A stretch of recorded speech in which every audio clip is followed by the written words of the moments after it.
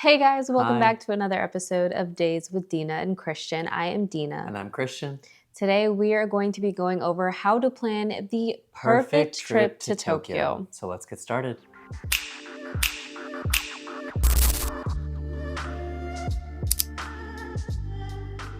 So there are a few different airlines that we recommend Mhm. getting into Tokyo that will just be an overall really great experience. We have flown with JAL, JAL airline, and then there's also ANA. They did start a budget airline Mhm. called Zip Air, which is honestly one of the best bang for your buck airlines that I feel like you can get Yes. from LA to Tokyo or San Francisco to Tokyo. They also have a few other like little paths that you can take from other places to Tokyo. I'll put it all on the screen.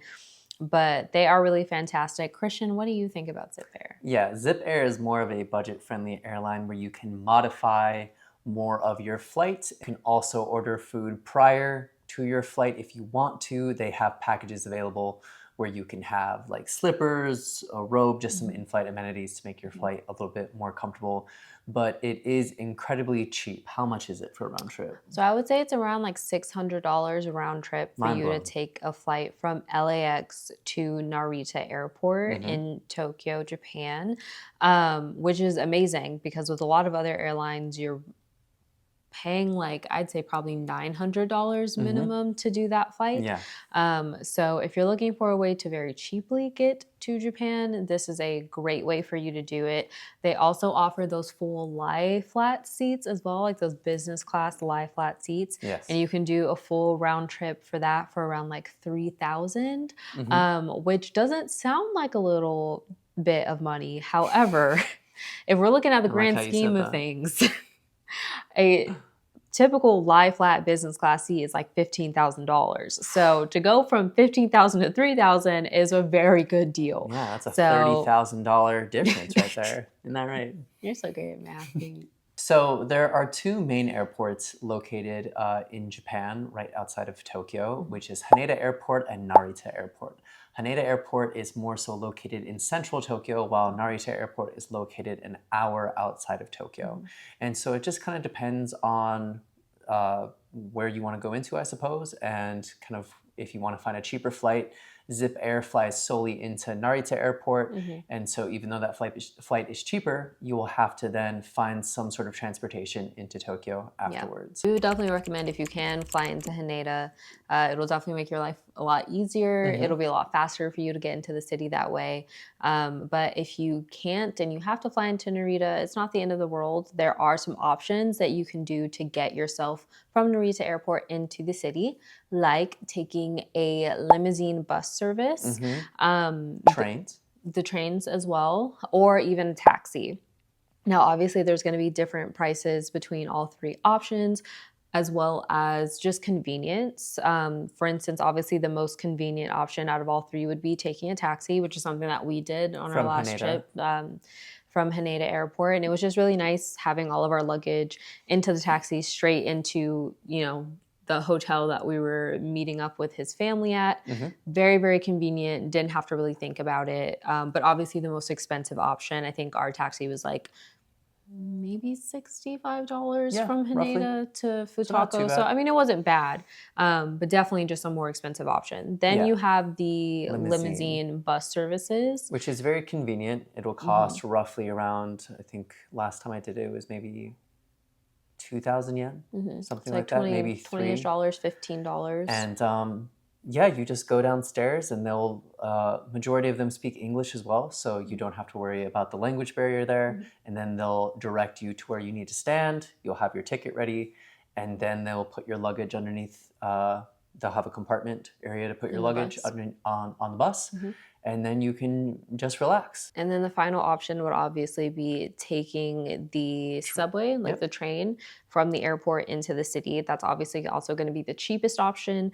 From Haneda, you're looking at maybe like I don't know, around like $5 to get into Depending on where you need to Tokyo. go. Yeah. Narita maybe like max 10. Again, depending on what area of Yeah. Tokyo you're going into. But if you have a lot of luggage Yeah. and you just after a long flight would prefer something a bit more convenient, either taxi or limousine bus, I think the best bang for your buck is the limousine bus. Yeah. And so that is the one that we recommend. So now we're going to get into the best time of year for you to visit Japan. Because we want you to be comfortable. Yeah. The two best times of year, in our opinion, is the spring and in the fall. And I will talk about the spring. And I will talk about the fall. So during springtime, the sakura blossoms are out usually during the month of April. And it is a beautiful time of year. A lot of people are out and about, and it's a very festive time. And just the weather is usually perfect. Maybe a little bit of rain here and there, but if you can plan it accordingly, you'll have a wonderful time. I would say the only downside is that because it is a festive season, that means that there are a lot of people who are away from work who are enjoying the cherry blossoms, and there are a lot of tourists that come during that time. So just keep that in mind when you are planning your trip, is that if things are a little bit busier, that's just because it is a busy time of year. In the fall, it is also a very beautiful time to be in Japan. All of the leaves are changing. Like if you're going, especially to areas like Kyoto, you'll be able to see a lot of really, really beautiful fall foliage.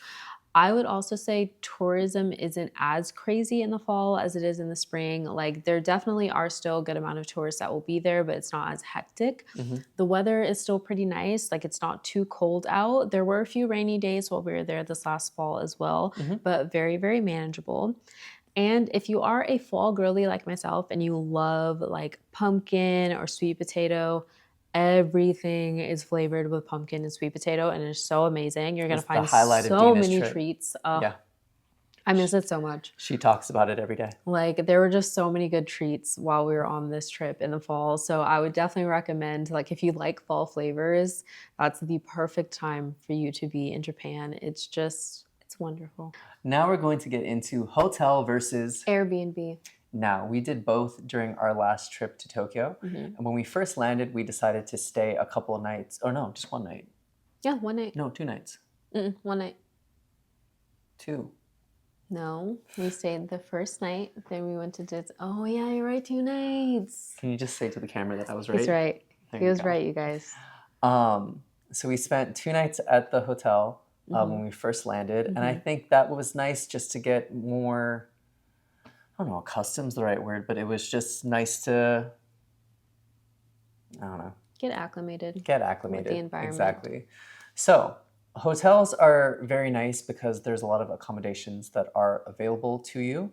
And we also had an amazing view of Futako Tamagawa and the river and the city. And it was just a nice introduction for Dina to see Tokyo from above and just kind of feel the excitement of everything, so that was nice.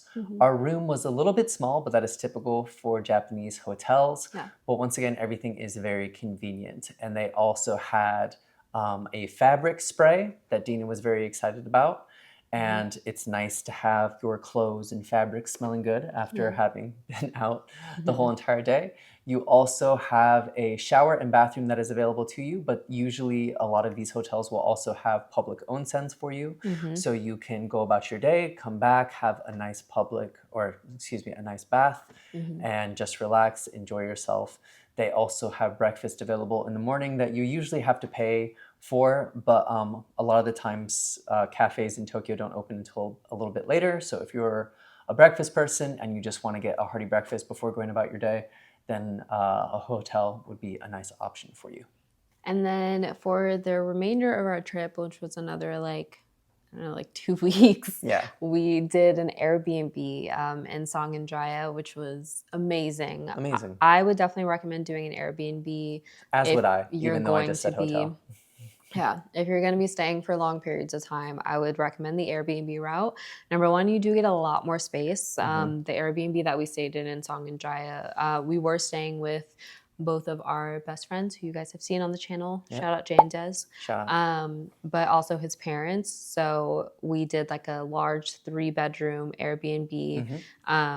And it was just wonderful to be able to have space to kind of like spread out a little bit.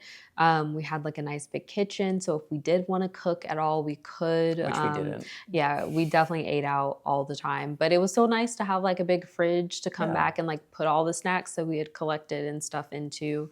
It also had a washing machine and a dryer, which is vital, especially if you're going to be there for so long. We were buying so many clothes all the time. As will you. And you're going to want to wear them right away. Yeah. Like, so being able to wash everything, dry everything, just like have all of our stuff kind of spread out. And just have like a home base for the duration of our trip, I think was just a really great experience. And it's definitely something that I would recommend. We are doing kind of the same thing on our next trip to Japan. We're going to be staying in a few hotels first, and then ending off the last like week and a half of our trip in an Airbnb. And I'm really excited for us to have that experience again. Exactly. And when it comes to some of the Airbnbs around these districts of Tokyo, you can find a lot of amazing Airbnbs in some of the smaller districts of Tokyo. And it was really nice at the end of a very long day to walk back. And our Airbnb was also only a 5-minute walk from our train station, which was also very convenient, and a 20-second walk maybe from a FamilyMart. Yeah, which was fantastic. Yes, we would end every single day going to the FamilyMart, getting a snack, and then bringing it home. And it was just a nice way to end the day. All the streets were very quiet. Everyone was very polite, and it was just nice to be in a bit of a more of a local area. Yeah. Now that we're in Tokyo and we're settled in our hotel or our Airbnb, let's go out and have some fun. That's right. But and what I'm are we? hungry. You're hungry? Yeah. Well, good thing Tokyo has the highest concentration of restaurants in the entire world. What? That's wild. Yeah. So there's tons of amazing food for you to try. One thing we will say is try not to fall for so many of the tourist traps. I know we were just talking about like the really cool stuff that you see all over Instagram and TikTok. And I mean, of course, you've also seen certain things on our channel, like going to Nakamise Dori and like eating our way down that street, or going to Takashita Street in Harajuku and seeing all of the really fun, like big trendy food items. While that stuff can be really, really fun to go and explore, and it is still tasty, don't get me wrong, it's all good. Very expensive. Like they hype up pricing because they know that this is going to be a heavy tourist traffic flow area. They know you're going to pay for it. Yeah. So majority of the things that you're finding in these places, at least like the more simplified things, like the like little mochi with the strawberries in the middle, or like dango and stuff like that, like you can find at little neighborhood bakeries for like half of what you're paying in these really touristy areas. All those places are just more so for the experience of being there. And just know that if you are going to get food there, it's just going to be a bit pricier compared to if you were to go someplace else. Here are some must-try foods that you have to eat while you're in Tokyo. Starting off with an omakase experience. We had the most fantastic omakase sushi in Futako. On day two. On day two of our last trip. And it was fantastic. We loved every single bite that we had. Yes. The chef was really amazing. Cool. Yeah. The atmosphere was amazing. Yeah. The company was fantastic. Amen. So we would definitely recommend having your own omakase experience while you're in Japan as well. It's a fun time. Exactly. Yeah. Tonkatsu. And if you don't know what tonkatsu is, it is either chicken or pork cutlet. And there is it's like breaded around the side.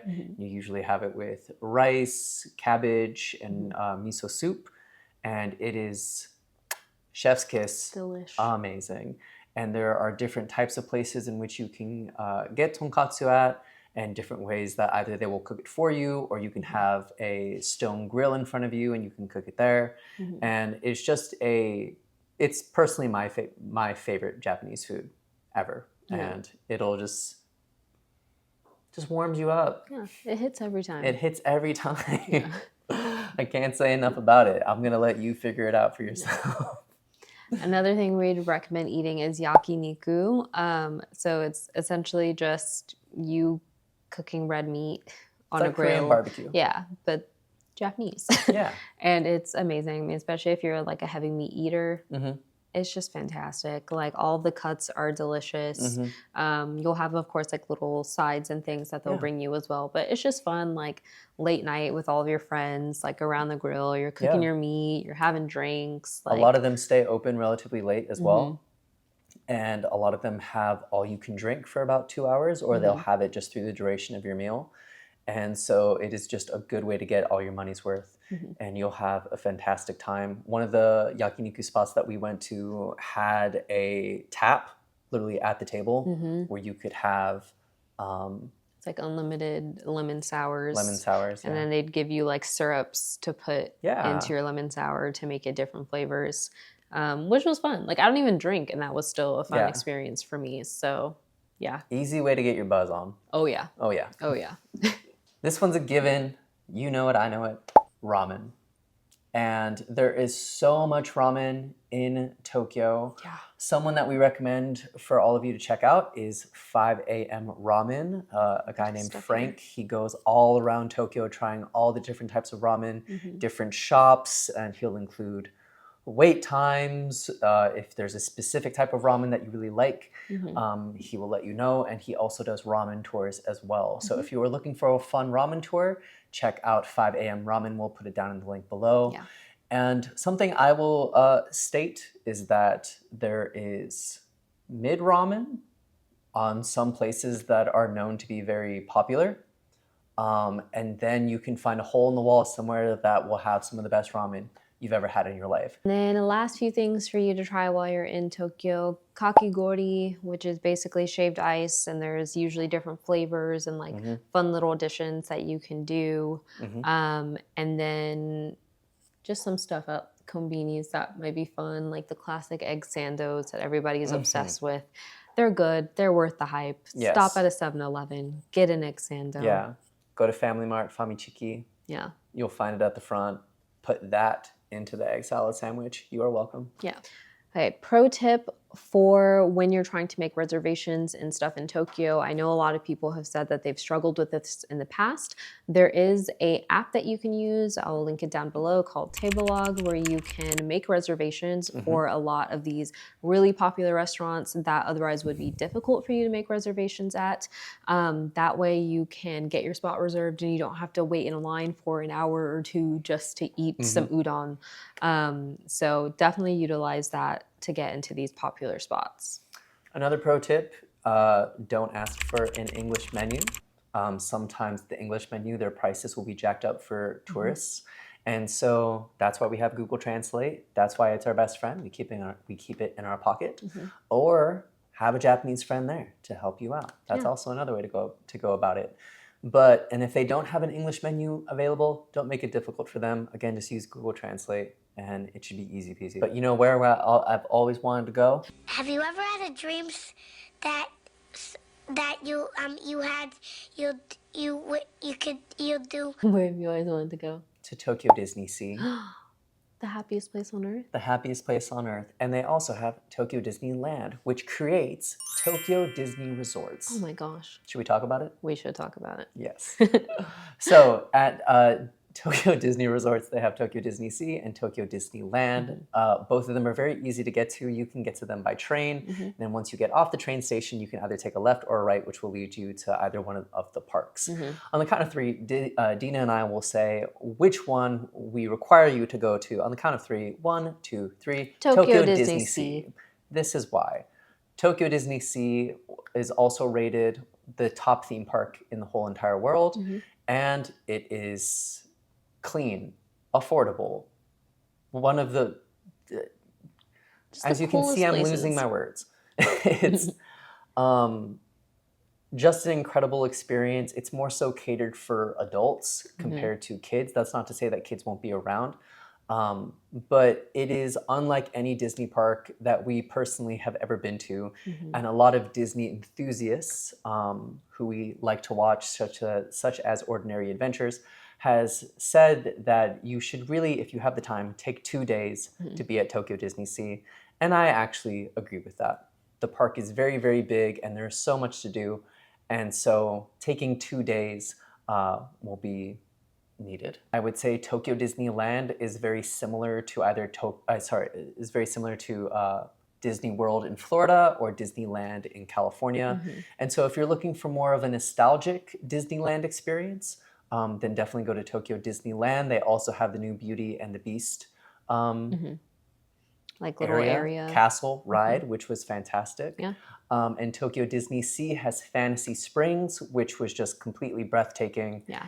And I think if you only have one day to enjoy a Disney park, definitely go to Tokyo Disney Sea. Right. So I would also recommend a couple of the museums that are available in Tokyo as well. One of my favorites that we went to was the Studio Ghibli Museum in Mitako, which was an experience to get tickets. Awe-inspiring.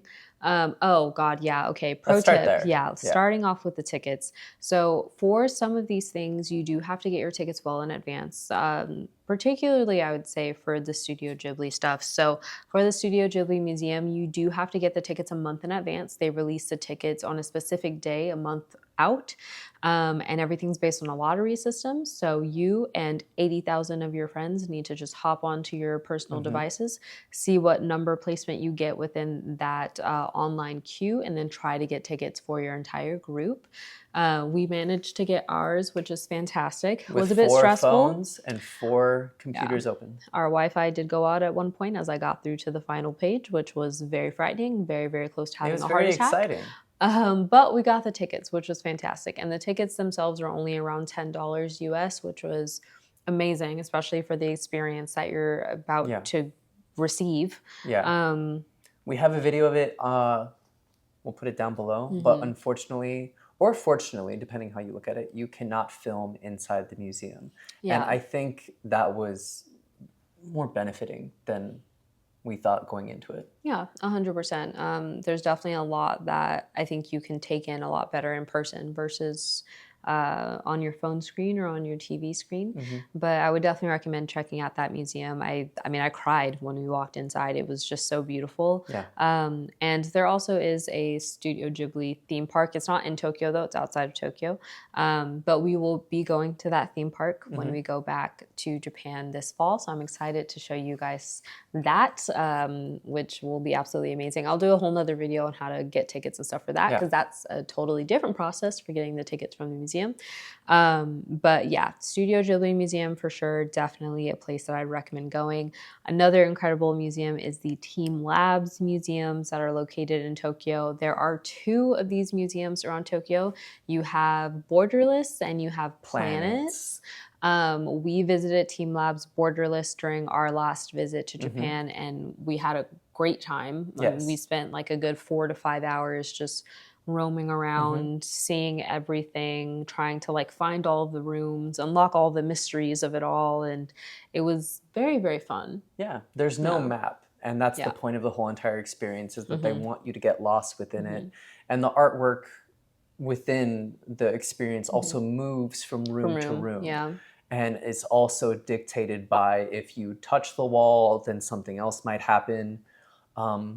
With the immersive experience. And so anytime that you go in, I've gone twice now, it was always different every time that I went in. And it's very, your Instagram will love it. There's a lot of Instagrammable moments. And the only reason we chose Borderless over Planets is that Planets, you are required to take your shoes off, and you have to walk through some water. And also he Planets, did not want to do that. Well, Planets was also very, it's the more recent.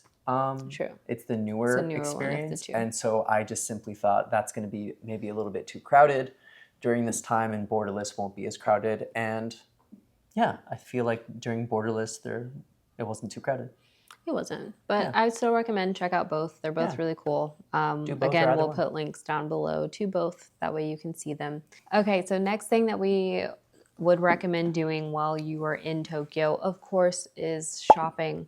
There is so much amazing shopping in Japan. So much so that we would recommend bringing maybe 5 outfits for your trip. And of course, if the objective is for you guys to do some shopping while you're there. We brought a little, like too many clothes, we would say, to the point that we dropped off some of our clothes at the recycle area at Uniqlo, just because we had bought so many clothes while we were there in Japan. Best believe I got rid of my American clothes and swapped them out for some new Tokyo clothes while I was there. There's so many great shops that you can go to get really, really affordable fashion, like GU, Uniqlo, Muji. We spent so much time in just different locations of all of these stores, finding really cute pieces for us to bring back home with us. And they're great quality too, which I feel like is, I mean, in the States for us, like that's really hard to find, like stuff that is both affordable and great quality. So being able to have that so easily accessible walking around Tokyo where everybody's dressed up, literally just to like go to work or go like you will to the grocery store, or you know, like it was amazing. You will think you are fashionable when you get to Tokyo, and then you will question everything that you've ever put on. Yeah. But yeah, if you're looking for something that's cheap and affordable, Uniqlo or GU, I would say GU is like Uniqlo's bigger brother. Yeah. I would say. And so it's just dependent on what you're looking for, but they're great complement pieces to other, perhaps more expensive pieces you might have. If you're looking for really great skincare or stationery items, or just like really fun souvenirs to bring back home, we would say check out Loft, check out Don Quixote. Also, again, Muji, because Muji has all of that stuff too. But you're definitely going to find a lot of really good items in those stores. I'm sure you guys have seen like tons of videos of people walking through Don Quixote and like all the crazy stuff that you can find in there. Definitely is very accurate. There's a lot of stuff that you can get in there. Some people say it's very overstimulating. It is. And having, like, again, I grew up in Tokyo, so there are times where I don't feel that Tokyo is that overstimulating. Every time I go into a Donki, it's very overstimulating. Yeah. So if you don't want to necessarily have to go through all of that, then I would say maybe go to a Muji. They're a lot more calm. And you'll still be able to find a lot of really great skincare. And they'll usually also have a whole floor just dedicated to different snacks and things. Some of the trendy fashion districts that you can go to are in Harajuku and Ginza for more high-end fashion. Yeah. Or you can go to Shimokitazawa, which has very wonderful thrifting. Pro tip, if you're looking for shoes and you are like us and you have kind of a larger foot size, check out ABC Mart because they tend to have the larger shoe sizes in Tokyo. All right, you've gone out shopping. You've ate your food. Now you want to get your drink on. You want to get your dance on. Yeah. Yeah. And so where should I go out on the town in Tokyo? Here are some of our recommendations for districts within Tokyo that you should go to. Number one, Shibuya. Shibuya has so many kinds of bars and so many different types of bars. And there's a big international scene also out in Tokyo. And so if you're wanting to meet people and and you don't really know a lot of Japanese, there are a ton of bars in Shibuya that you can go to and you'll just have an amazing time. Also, if you want to drink in Tokyo, you can also, but you're like on a budget, you can also go to the 7-Eleven. They have plenty of chuhais there, which are kind of like the seltzers that they have there. And they'll say on the side either 3%, 6%, or even 9%, depending on how much fun you want to have. If you want more of like a clubbing atmosphere, you can go to Roppongi. Roppongi has a lot of really, really amazing clubs where you can have a great time, dance, again, meet a lot of really, really cool people. Yeah, a lot of these clubs will have just a fee at the door, but then they might have an all-you-can-drink from a certain time to a certain time. All we would say is just, even though that Tokyo is a very safe place, make sure you keep your belongings with you, make sure your passport is safe, and if something within a club setting feels too good to be true, it's because it is. So now that you've shopped, you've gotten your drink on, you want to get a little cultural, I would recommend going to a bunch of different shrines and temples. There are a ton of them all over Tokyo. Some of the favorites that we went to, going to Asakusa, exploring Nakamise Dori, all the way down to the main temple. We went to Kamakura as well, which was also very beautiful. And that was an hour train ride. Hour outside of Tokyo, which was very easy. And there's also small temples around, and so I think if you're just walking around different neighborhoods and you want to just stop at one, just make sure that you're being respectful. A lot of times that there are people who are here on a daily basis. And so just because you're a tourist doesn't mean that you get to put your camera everywhere. And if a temple says no pictures, no cameras, just please be respectful to those rules. Getting around in Tokyo, taxis versus subway. Yes. Once again, we talked about this earlier. Taxis are just a little bit more expensive, and the subway system is so convenient that honestly, I just recommend taking the subway system. They end around midnight usually, and then start up again around 5:40 a.m. depending on the day. And so if you're out late, then obviously take a taxi, but just be mindful of that type of schedule. And again, majority of everything will be in either Japanese or English. And so once you get to a stop, there will be, they'll announce it in Japanese and then they'll announce it in English. And so you'll be safe on that front. Yeah. And all we'll say is that on either one of these transportations, just be mindful of the rules that they'll have displayed on the windows. So no talking on the train, no talking on your phone. And just be mindful and respectful to those around you. I feel like I keep repeating that, but just have that as a consensus on your trip. So one major thing that I feel like a lot of people have expressed in preparing for their trip to Japan in general is wanting to be a respectful tourist and not wanting to kind of stand out against these societal rules and norms that they have there. So we thought we'd go over just a few that aren't super commonly known. Sure.